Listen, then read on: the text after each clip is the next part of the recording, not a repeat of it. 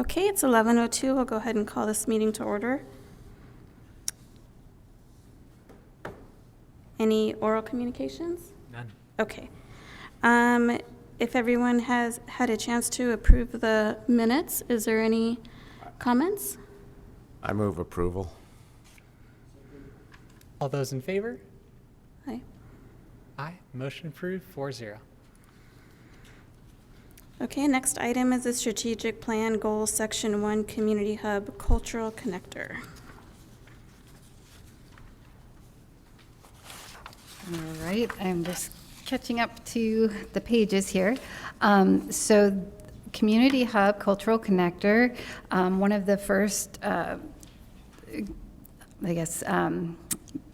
strategies is the leverage partnership for visibility, and that's a 3-part. Create mutual value by supporting goals for partner organizations while marketing the library on partner websites and social media.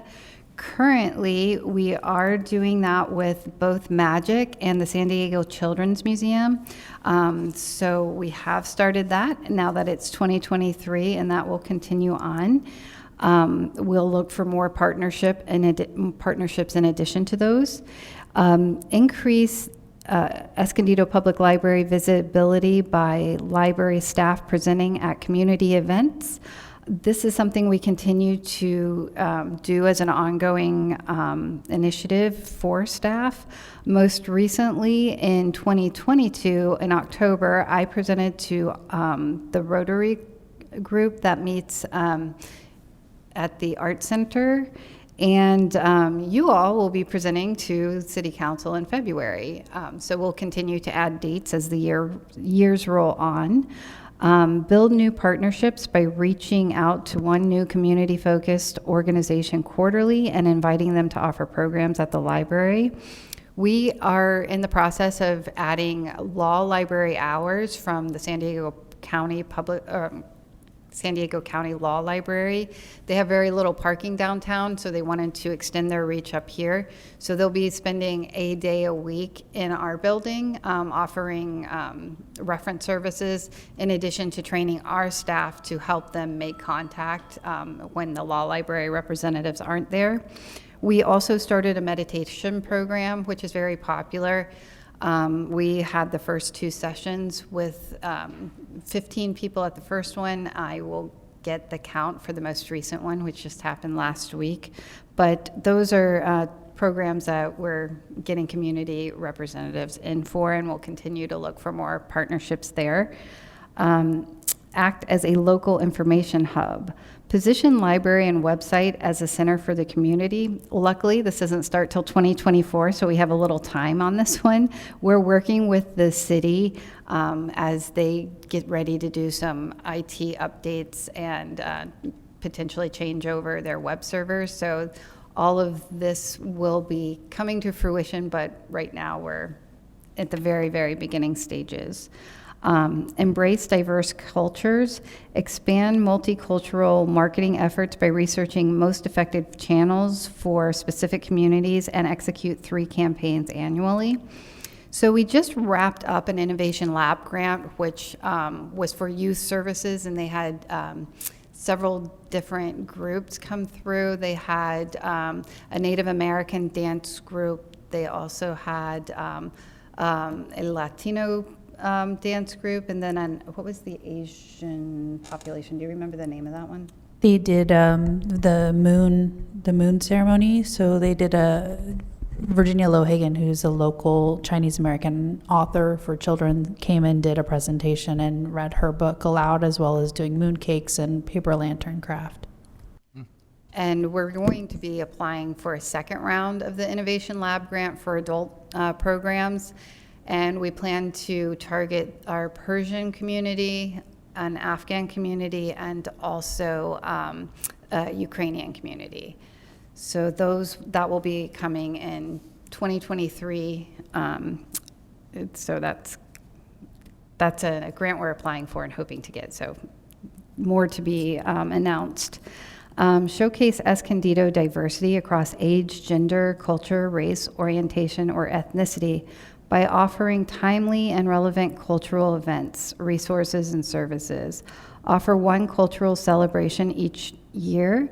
Our first one this year in 2023, we will be doing a program for the Persian New Year. And then we'll continue to add as time goes on. Are there any questions or suggestions? Would our, I don't know if it's a partnership yet, but I'm very interested in the work we're doing between the Pioneer Room and the Escondido Historical Society. Would that fit under this goal?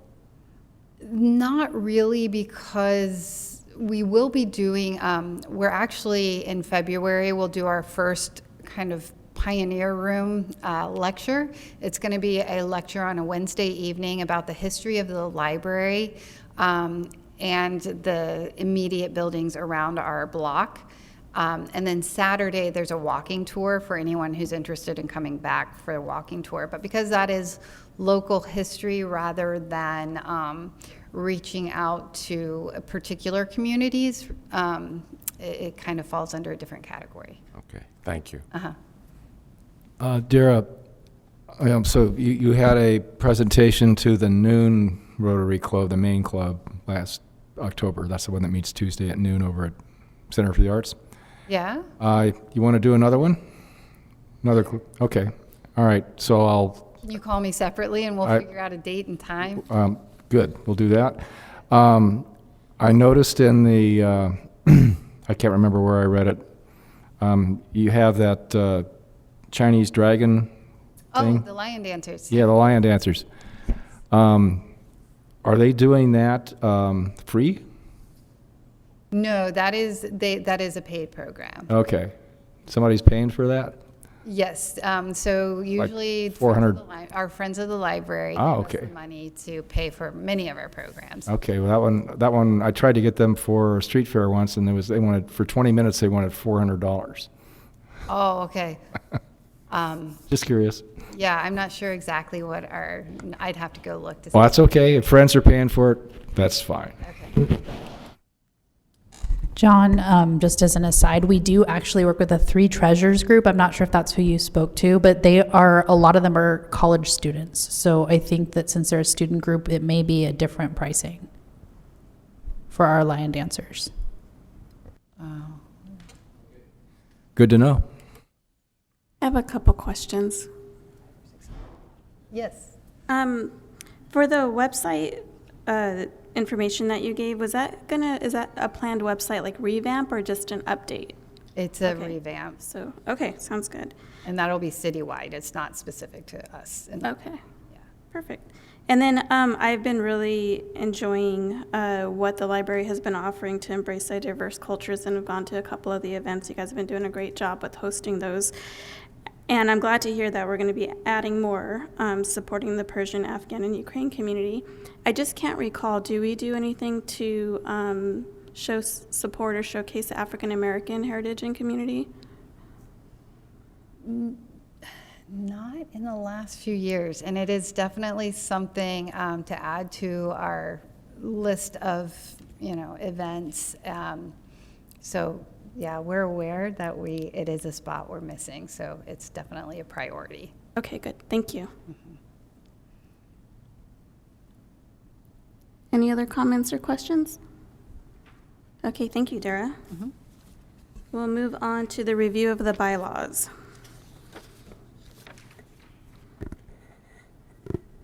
And I can speak to that. Thank you, Zach.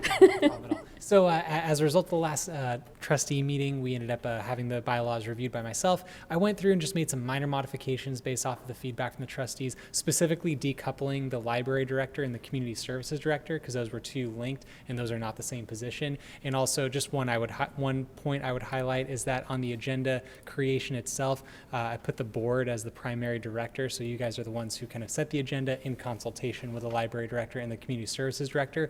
One thing I did not touch, even though it was brought up during the last meeting, was the the interlibrary loan program, which I believe is section 5. And I know there was discussion about maybe striking that language, but I just didn't want to remove that myself without having further discussion amongst the trustees. So that's basically all the changes that have been highlighted. And I did delete a few portions that were just grammatical issues, and that's it. So kept it pretty simple.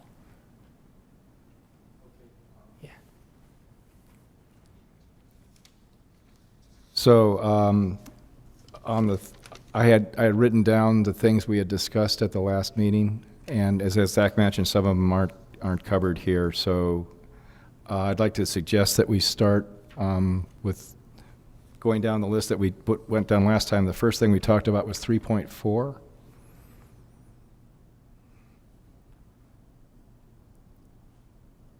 Okay, and we talked about this kind of implies, you know, if someone goes on board business somewhere, that they're going to get compensated for any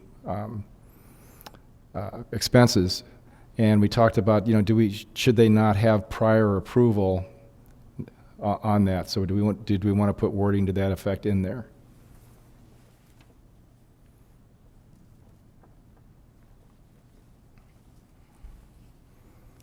Zach, how do they do it Yes. in other parts of the city? Good point. Yeah, so for example, last night at the city council meeting, they voted to appoint Councilmember Garcia and Councilmember Marasco to go to Washington, D.C. to attend a conference. And then after that, everything is compensated by the city. For reimbursements for other expenses, it depends upon the amount that you're looking to receive reimbursement for. If it was a trip or something to that extent, I would say that should require approval, but you might set a specific dollar amount of like $100 or something to that extent, but it's really on a case-by-case basis between the council and other commissions, and most commissions don't do extra activities beyond their commission work. So I'm not entirely certain for section 3.4 what other events or activities the trustees might be attending, but we could just either stipulate it requires trustee approval, or we could say that a threshold of anything exceeding a certain dollar amount and then have that in the bylaws. But that's a trustee decision as to what you guys believe are most appropriate. So we could have something like any expenditures requires prior board of trustee approval. Yeah, you could do that. Ron? Yeah. Well, I don't want to nickel and what I don't want is to have a lot of paperwork required for a $50 expense. Sure. We would just have a verbal vote at a meeting. Do you want to put anything over a certain dollar amount? I would say with the way the economy is today, I'd say anything over $100 should probably need a board approval. The only problem with that is if 5 board members are spending $100 3 months in a row. You know what I mean? Well, I've been on this board a long time, and I haven't known of anybody spending anything. Right. And that's why I feel like maybe we don't need a dollar amount, because it's not going to come up very often.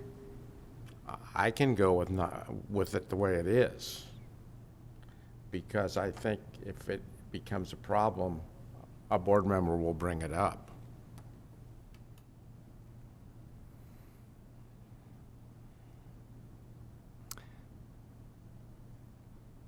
Well, I'm just going by life experience, and sooner or later, there's going to be somebody that goes out and thinking it's perfect, goes out and spends, let's say, a couple $100 on a trip to LA to do something, and then finds out that then brings back the expenditure, and files expense report. So just having, like Virginia said, just leave it, don't put an amount on it, just say it requires prior board approval.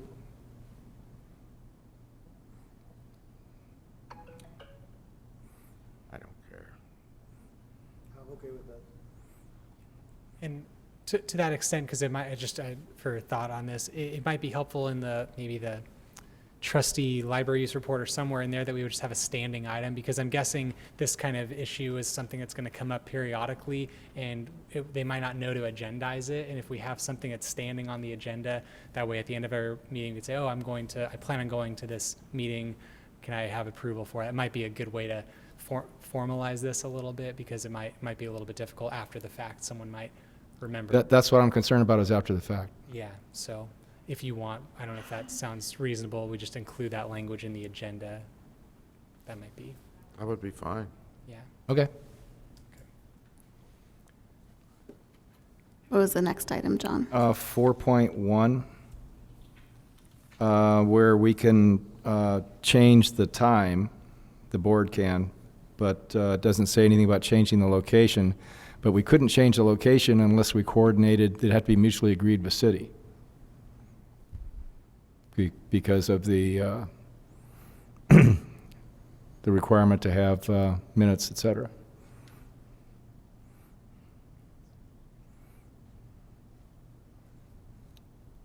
Yeah, as I'm reading it, I'm just, You could add a sentence that said, location can only be changed with mutual agreement with city. Ta-da. yeah, we could include that language if you think it's necessary. As it currently stands, I think it's sufficient, but if we want, we could add that additional language. I don't see an issue with it the way it's currently constructed. But it's Okay. totally up to the trustee's discretion. Well, I'm not going to lose any sleep over this one.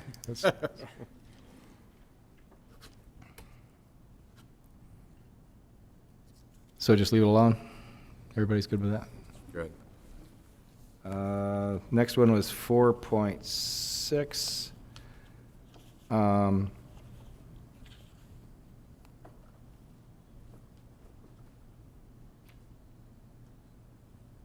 And I guess the changes, oh, I'm reading 4.5, never mind.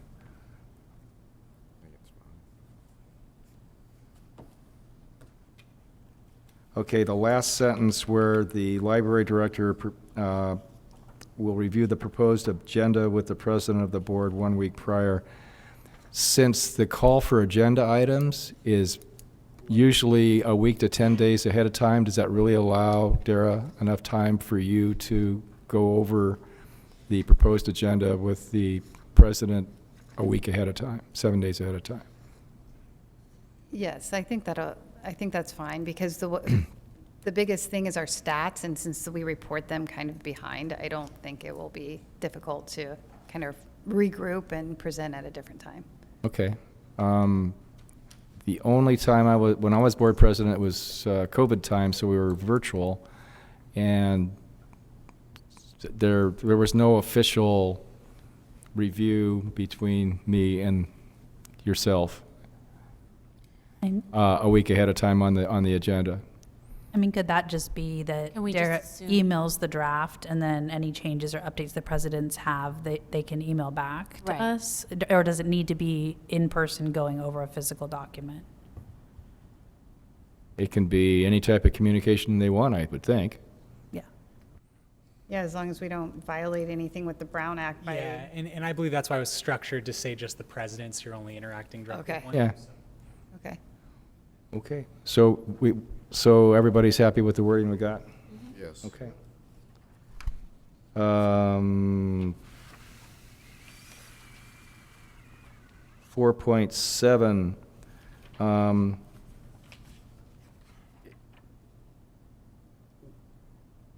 we're,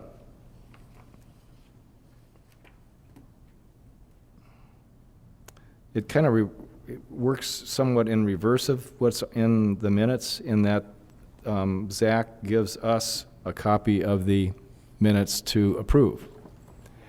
The reason why it's structured this way, it's rather unique that you have the clerk doing the minutes for the library board. This became a policy a couple years ago, but the certified copy is actually technically given from the board back to myself, because President Clemens, or prior to that yourself, Trustee Schwab, would send it back to me. So this is really to formalize the final copy coming back to the custody of the city clerk. So that if you were to change your policy in the future, right now the board is basically designated myself to take the minutes, but in the future, if you were to designate the secretary or another person, they could do that. This kind of keeps that language open Okay. for you guys.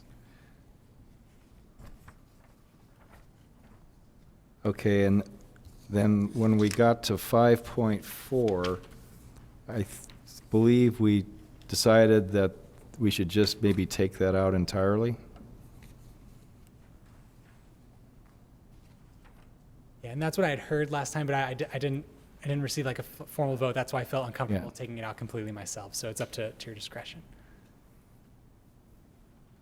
I think, Ron, I think you said you'd never seen that ever happen.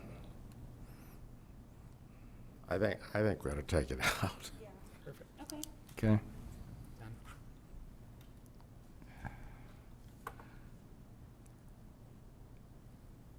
And 5.6, this is another thing where we're the ones that put together the annual report with the assistance of the library director and community services director. It's kind of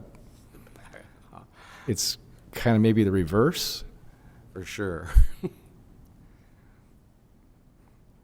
Yeah, we usually pull all of the stats and send it to HQ, and there's bounce back and forth there, and then we get it approved by the board. Would you like me to replace where it says the library board of trustees as a library director with the assistance of the library board of trustees? Just flip that language? Yeah. Done.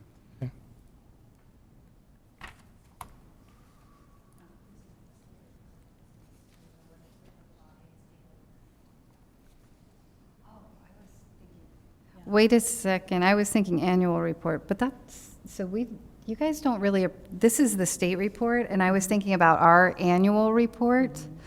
So I don't know that we really, I mean, it's public information, so I don't know that we really have a Board of Trustee vetting Right. process for that, because we just pull stats. Yeah, so would it be, and I apologize because this particular process I'm not very familiar with. Yeah. Would it be best that it just says the library director sends this report to the state librarian? Is that the current practice that is used? Yeah. Technically the assistant director, but yeah. Technically, assistant director does that. Would But the you can- trustees be okay? Then I would just minimize that paragraph a bit down just to reflect that, Would we even need it in the bylaws. bylaws at all? If Might not. Yeah, because it's a procedural Yeah. process, and I'm not really sure it needs to Yeah. be. And I'm guessing my assumption, for lack of a better term, is that these bylaws were revised recently, but there's probably some carryover prior to the LSNS conversion, and that's probably one of those. Right? Yeah, because it's actually outlined in our contract that, with the city, that we are responsible for submitting everything. It so- seems to make sense to strike this. Yeah. Yeah.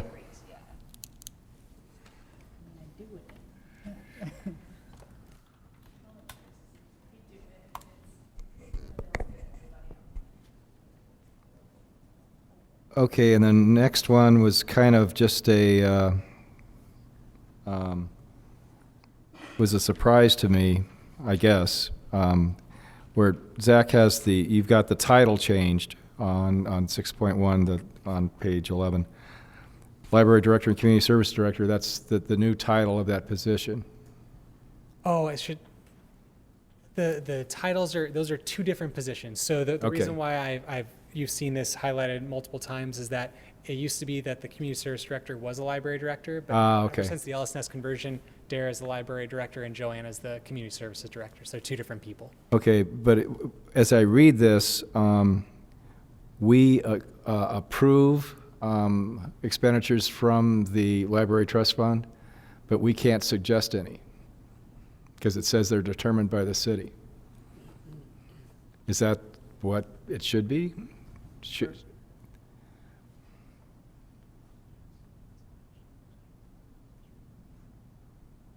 I think it's actually correct because it's determined, so the library director and the community service director are bringing forward the potential expenditures with the board of trustees approval. So Right. you approve then, So I guess it doesn't preclude us from suggesting things to. because in that dialogue between the time that the library director and community service director are presenting their recommendations to you, you could reject and then modify. Yeah, and we could also suggest, hey, how about we do this? And it Yeah. doesn't have to be in the bylaws that we Yeah, do I that. think Okay. there's enough All right. room for flexibility there as I read it. Don't change something you don't need to.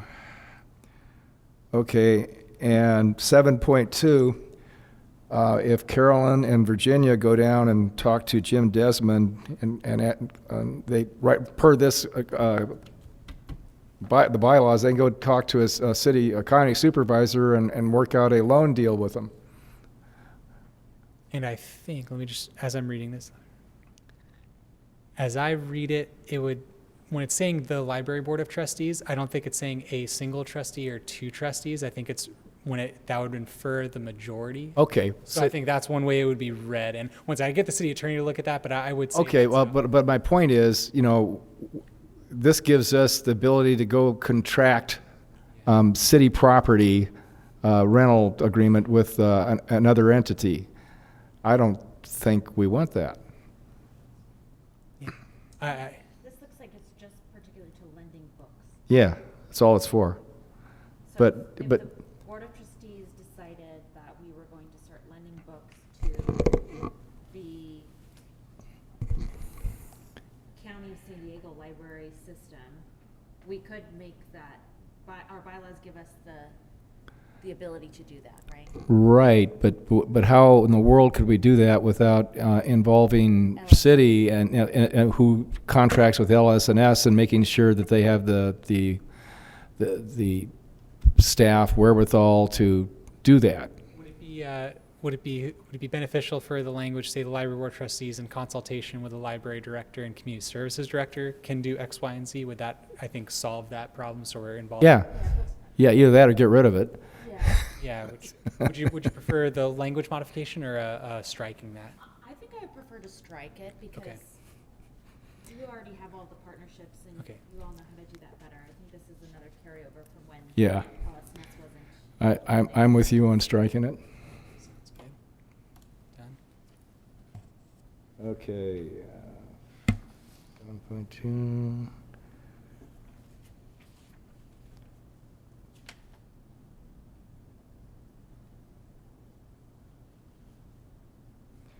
And I really don't know what 7.4 allows us to do, but it looks like a lot.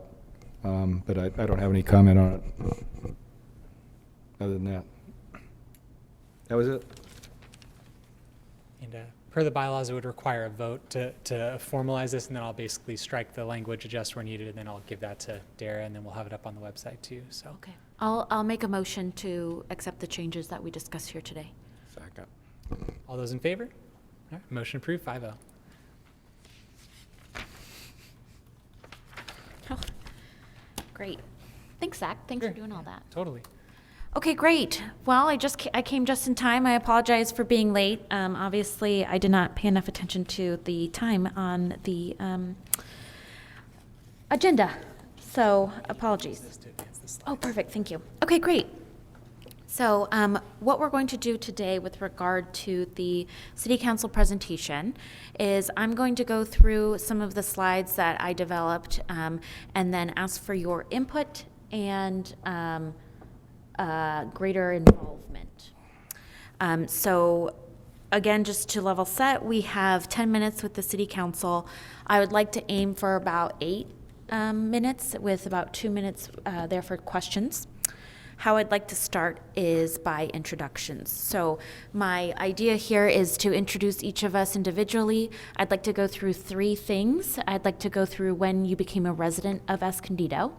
I'd like to state what your current job or role is within the community. So I know 3 of us work and 2 of us do not. So I was going to use your title, and then for those who are retired, I would say what your most recent position was, and then any other tidbits you'd like me to include.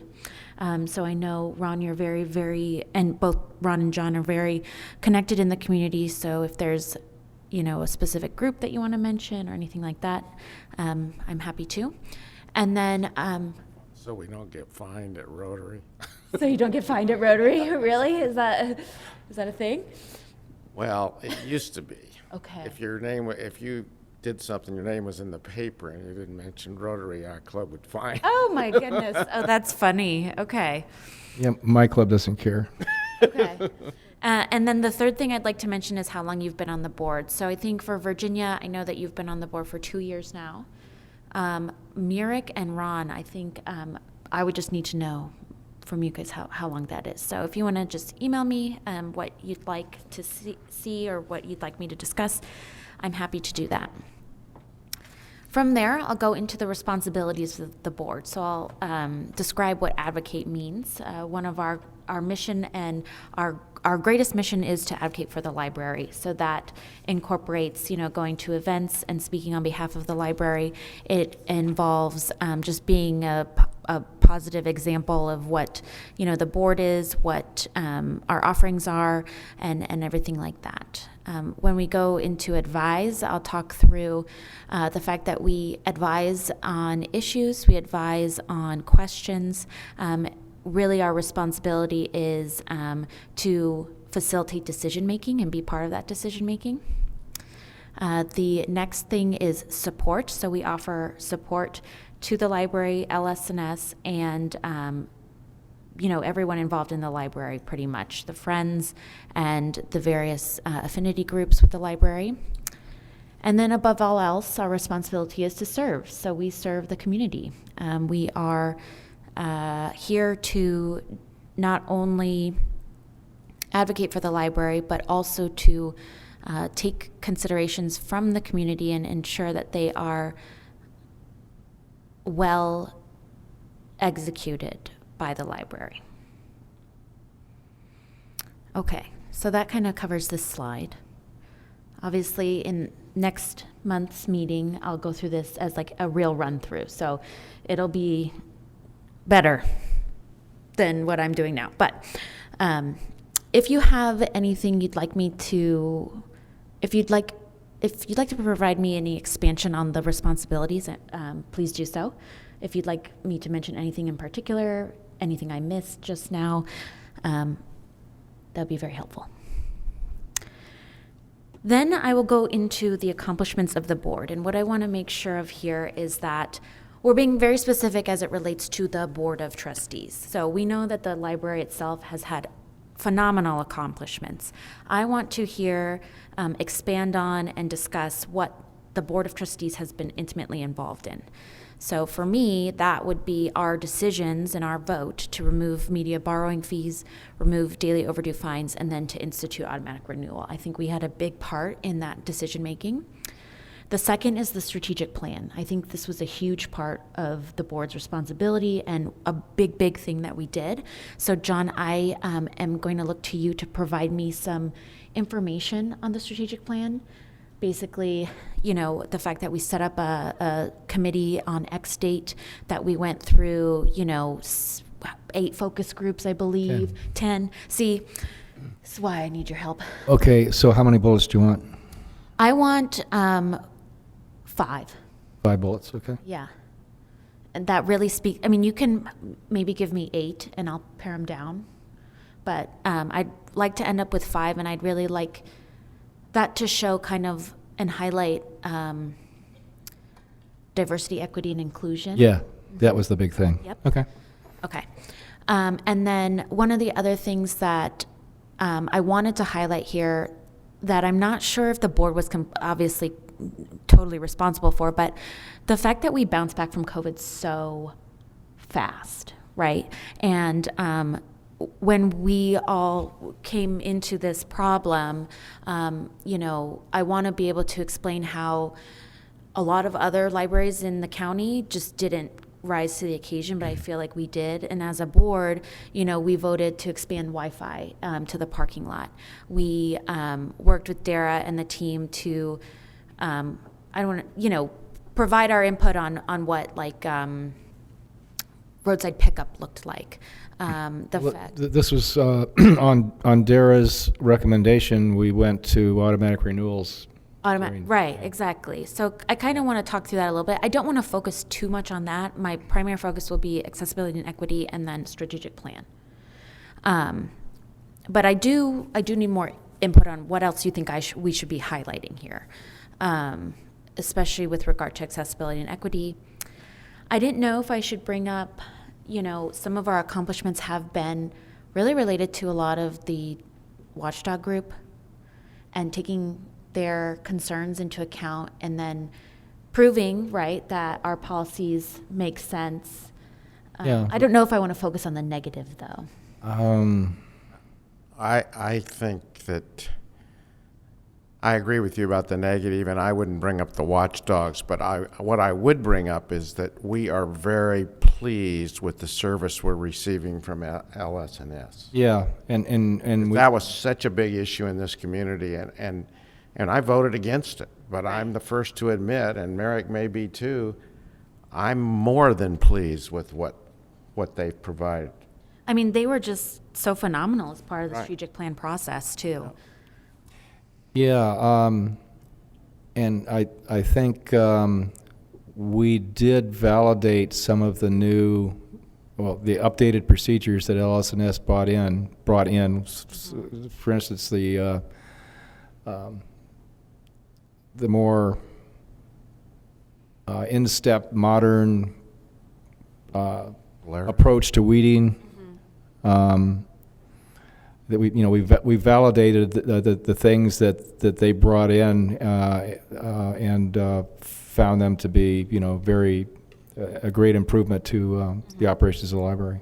I think that's great. Could you give me a blurb on that? Okay. I can kind of speak a little bit to that. So you guys have validated our updated code of conduct, which we wrote in conjunction with the city, really focusing on how the rangers could help us and Yes. what they're able to accomplish legally and of course, but also like in an empathetic way, because I like their approach is really positive.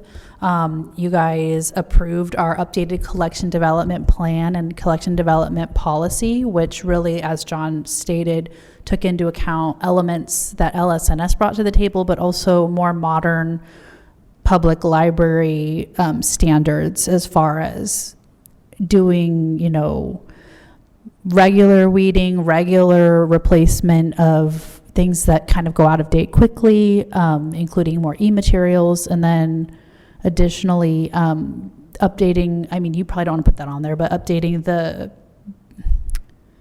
challenge policy. So when someone challenges a material. So with your guys' assistance, we completely revamped that policy to be more in line with the American Library Association standards. Could you email me a little bit of that? And that's just so that I can speak to it, not necessarily, I'm not going to go word for word on the slide. Did Polaris come from LSNS? Yeah, Polaris? Polaris too, right? Did we? Well, Katie? that was part of the deal getting LSNS in, that Polaris had to be put in. That they insisted on that so it would be in sync with all their other libraries. So that would be under their contribution. Yeah, it's not something we had anything to do with. Okay. I know we had like nothing to do with this but a vote, but supporting the grant infrastructure that was approved. Yeah.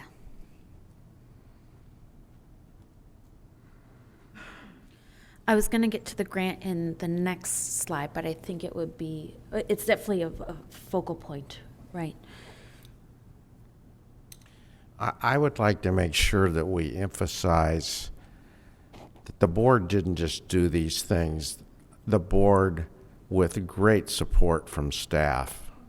Oh, yeah. We've got to make sure that, because we create policy and then staff They have has to to, carry- has to follow up. Right. Okay. Okay, so I think then this slide will be really a focus on, what we've done, and then underscoring heavily the fact that, we wouldn't be anywhere without That's great. LSNS, Dara, Katie, and their Right. team. Okay. I think that's great. Okay. Then I'm going to go into challenges. So this was a direct request from the council. I came up with two big ones, right?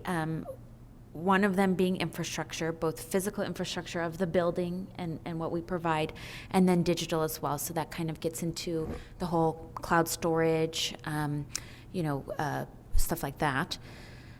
The keeping the library relevant, I think this is a discussion that has occurred all the time since the dawn of Kindle, right, is how do you continue to have people come into the library?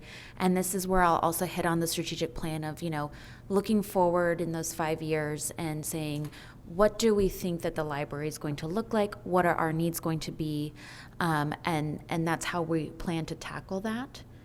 The other thing that I would speak about here is the potential need for a second location or a location that can be accessed without travel time to the library that it usually takes for the underserved part of our community.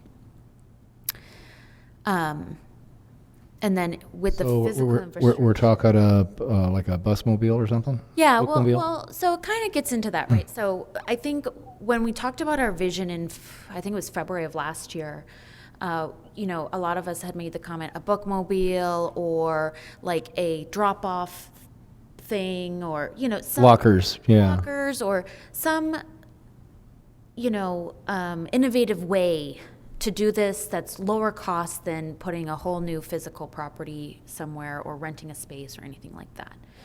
San Diego Public is, what's the deadline on theirs? I'm going to have, in the next couple months, they're getting it's basically a library branch, but you can agree on your card that you are responsible to go in during after hours. So they're going to have like a staffless, it's a Biblioteca product. What's it called? It's like Biblio Plus, which is you swipe your card, you can go into the facility, you can use the computers or whatever, but it's all self-service.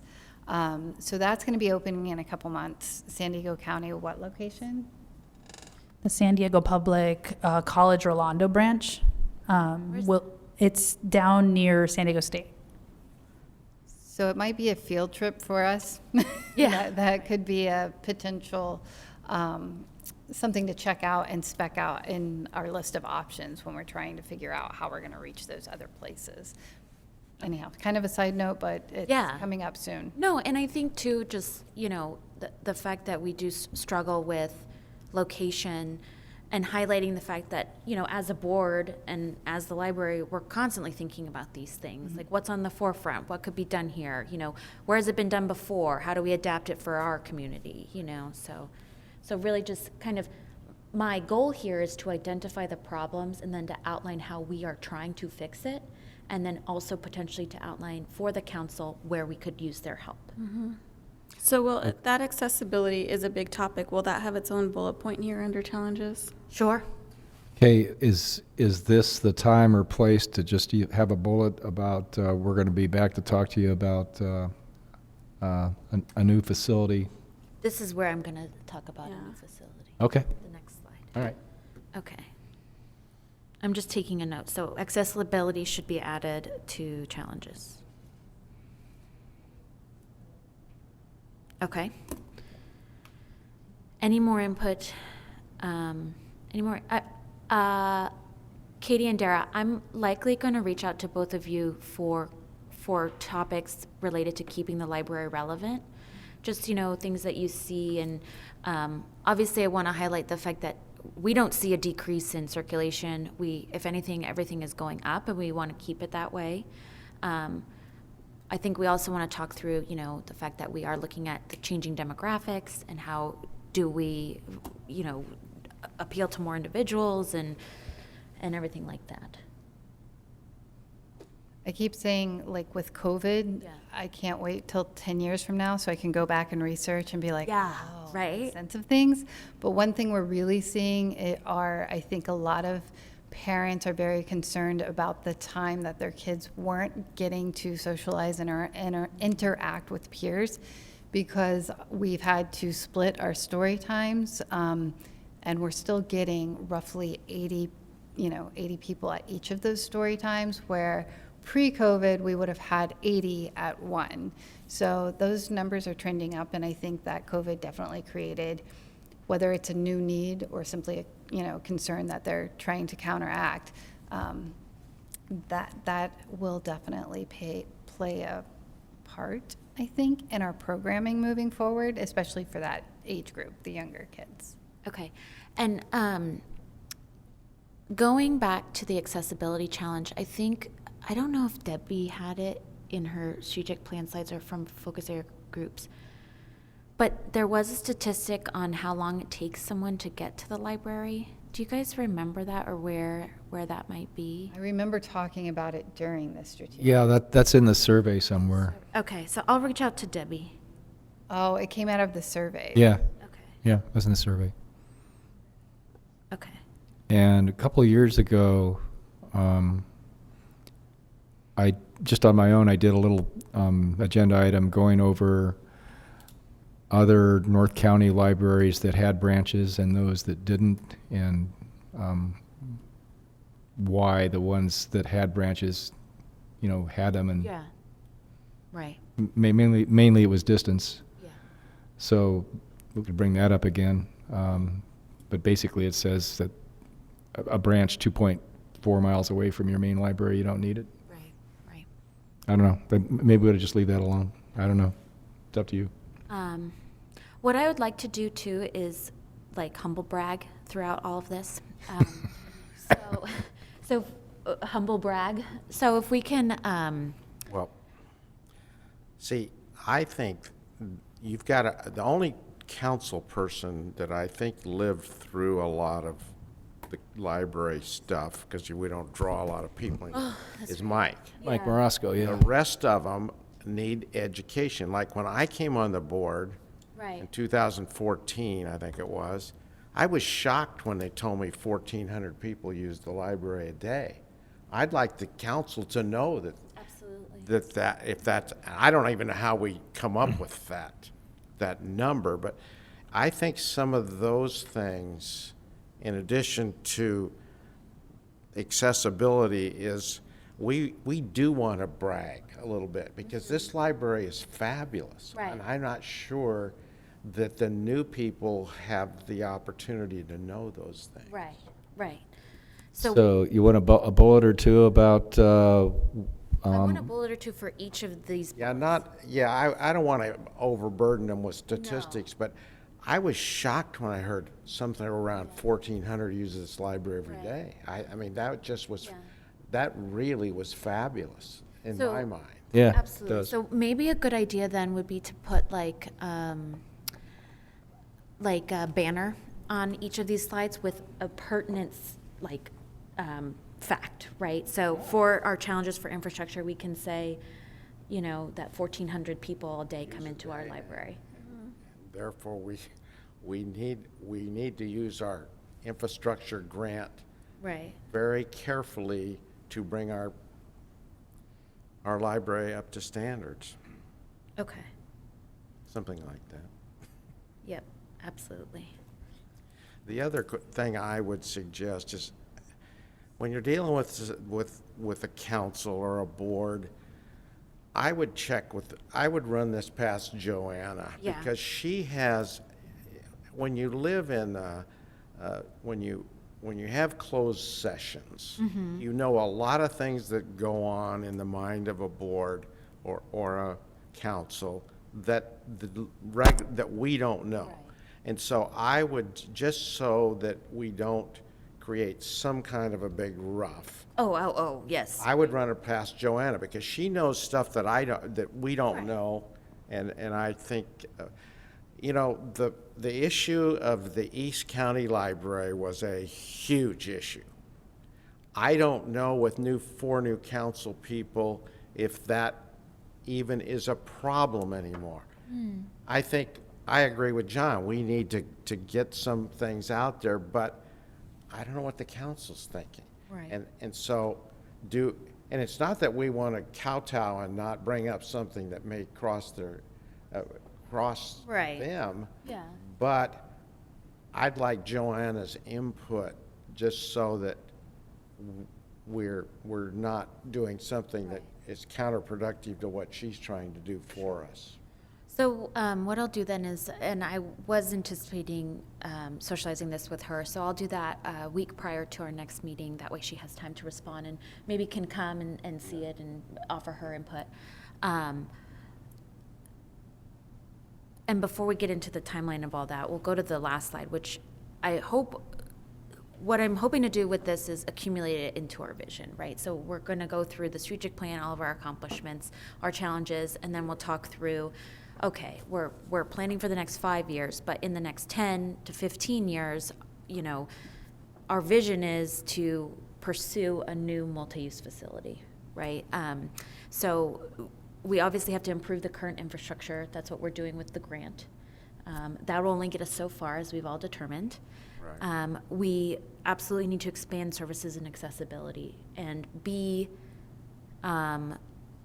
remain a, pillar of the community by being more greatly involved in the solutions that the city is trying to find to their most pressing problems, right? So the way that we do that is increasing our partnerships. So looking at charter schools, senior centers, county administration, and then also potentially, the Children's Museum.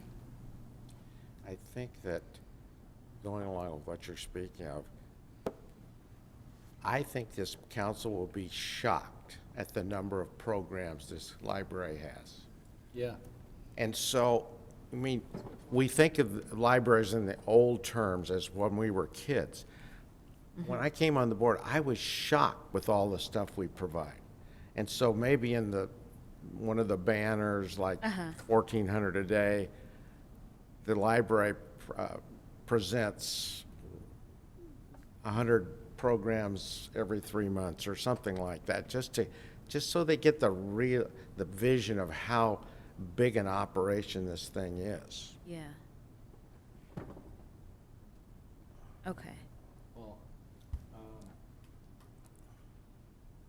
I'm on the grants committee for the Escondido Community Foundation, and we reach out once a year, we call it Discovery, and ask all kinds of different people, different walks of life throughout the Escondido community, what they think we should put our money into, our grants. And so I met with one member of council, and I got the input I got from that individual, I think was really from two of them, okay? And mentioning, or, we do serve or try to serve at-risk youth, and that would resonate incredibly well with those two people.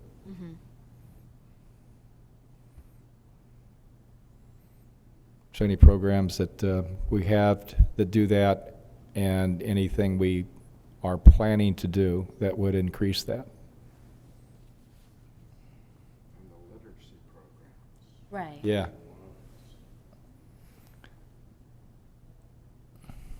Okay. Okay. I have a great number of suggestions. I really appreciate it. We went from 8 to 30 minutes. No, I know. Well, it's going to be an art to, You know what I do? I would take the full 10 minutes for the presentation. Okay. And because if they want, they'll stretch the questions out. right. Okay, so I'll take the full 10. Okay, great. And so in the next 2 weeks, I need your 3 bullets of what, how long you've been on the board, what your current role is, or what other community involvement you want to highlight. And then,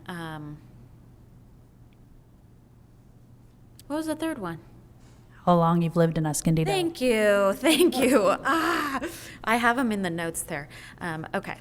And then, John, you're going to get me information on strategic plan.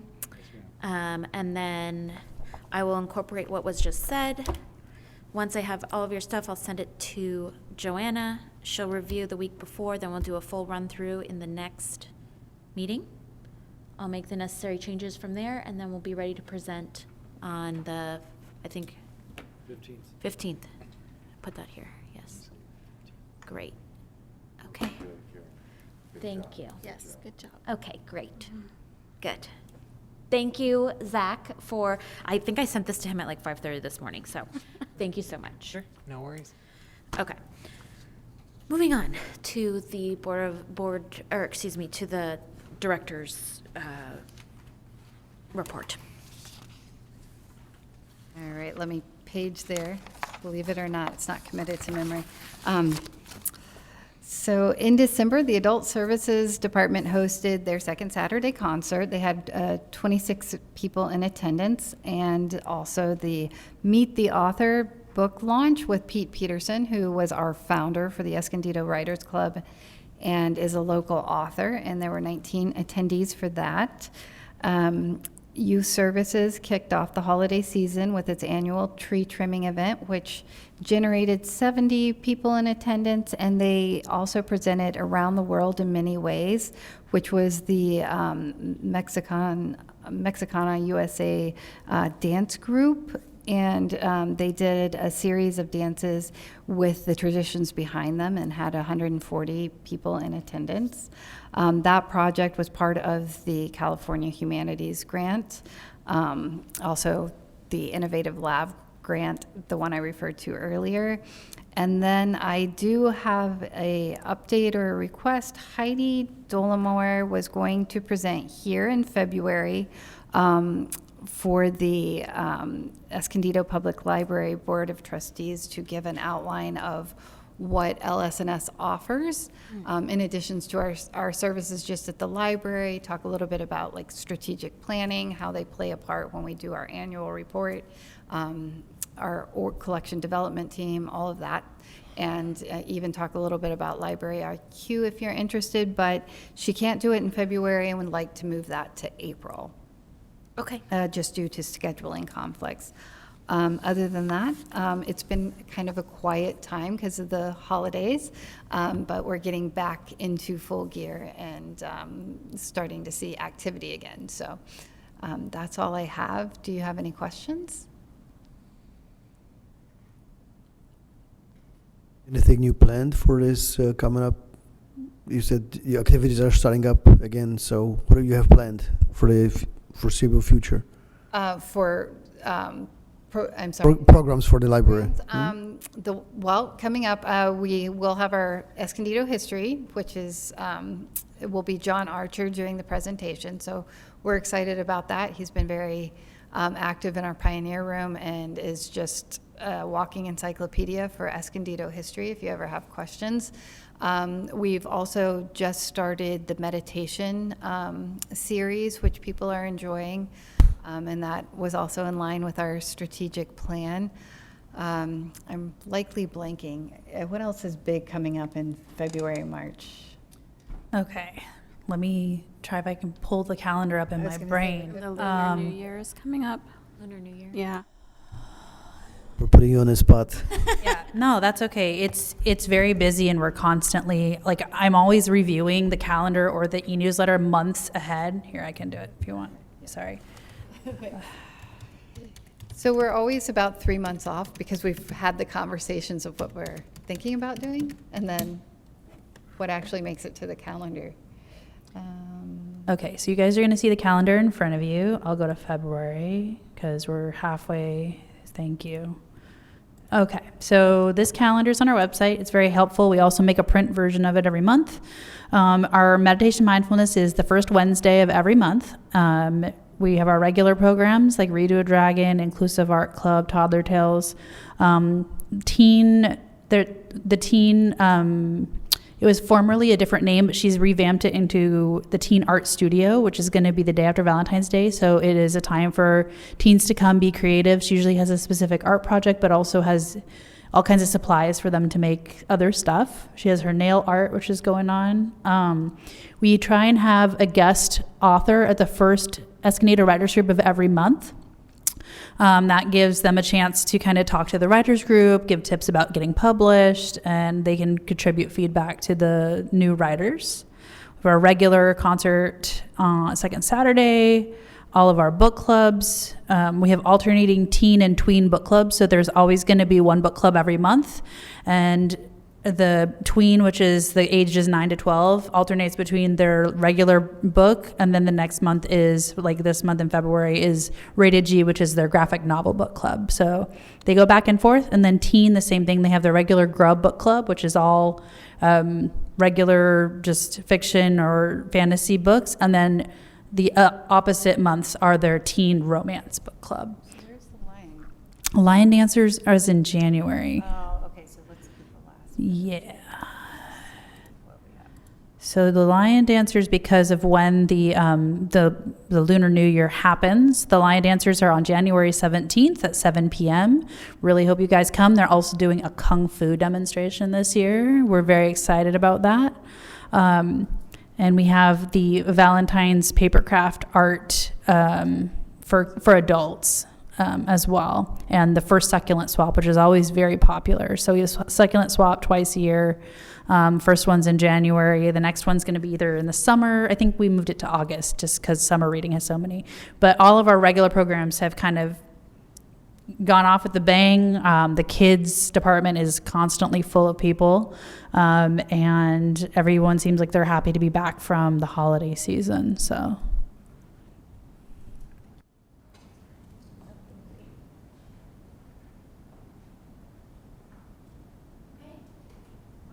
Thank you, Dara and Katie. Okay, I think we are just going to do an around the room for anything you'd like to share related to the library.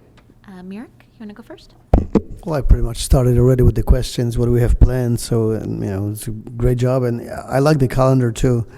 And is there a possibility to get email when there are any changes to the calendar or new items put on the calendar? We're constantly adding new stuff.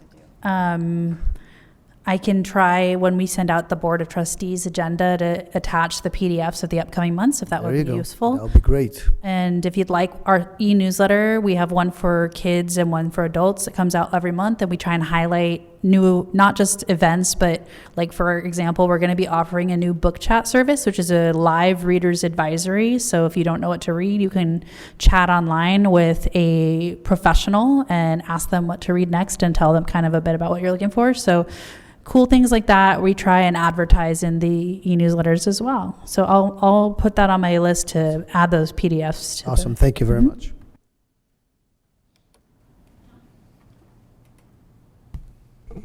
Earlier this week, we were driving by the library, and my wife insisted in going in. She likes to go look for books in the Friends bookstore. And so I figured I'm not doing that. So I said, I'm going to go upstairs to the children's section to see if I can find a book for my 2-year-old granddaughters. And so I got up there and I figured, I'll see if they have Cloudy with a Chance of Meatballs. Oh, yeah. So I used to read that to my kids 40 some odd years ago. So I went over and sat down at the terminal and put my information in, and the terminal said, "You're not authorized to use this terminal." I was too old. I wasn't a kid. I was using the wrong terminal. So the new children's librarian pointed that out to me and said, that's your terminal over there. And so I told her I was looking for it. She says, so she looked it up, and so they had a copy of the original book. So I checked it out. So.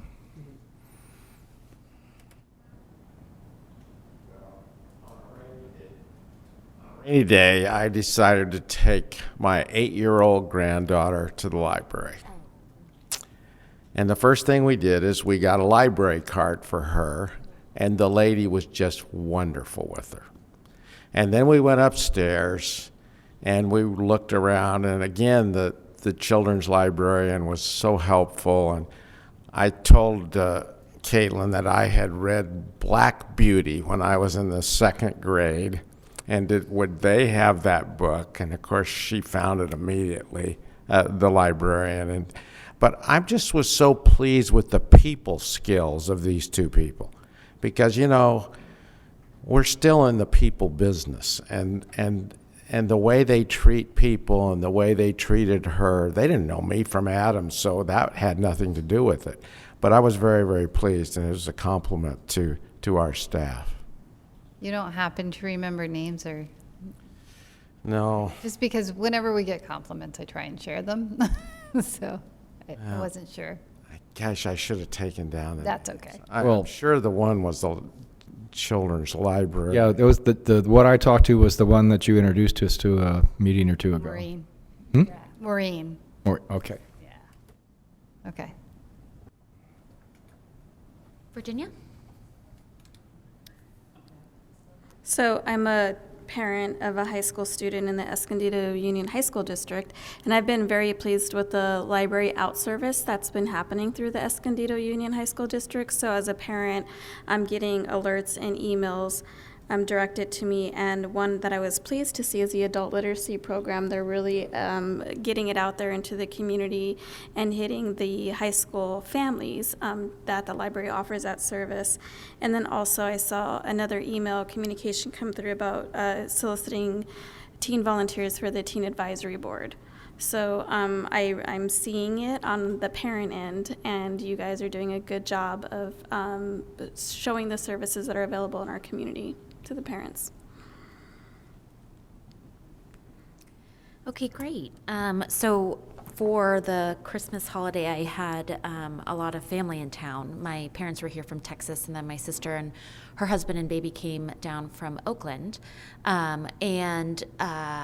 My parents were actually caught up in that whole Southwest kind of fiasco, and they were delayed by like 2 days. So I had to figure out some things to do with them. And one of those things was we went to the library. So it was the first time my mom got to see the mural, and she was just blown away.